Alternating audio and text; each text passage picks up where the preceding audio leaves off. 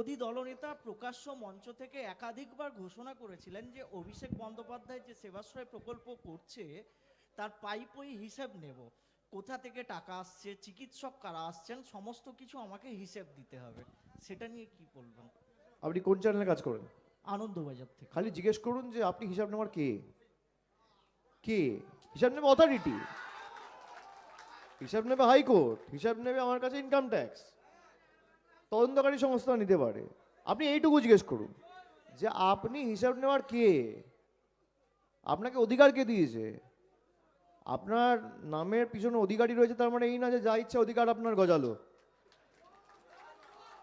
আপনাকে হিসাব নেওয়ার অধিকার কে দিয়েছে? আর আমার বিরুদ্ধে যদি সমস্যা থাকে আপনি মামলা করুন।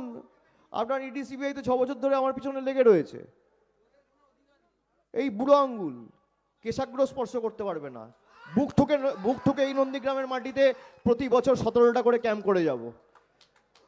আর শুভেন্দু অধিকারী থেকে তার পরিবারের লোকেরা সেবাশ্রয় এসে চিকিৎসা করাবে, দেখবেন আগামী দিনে।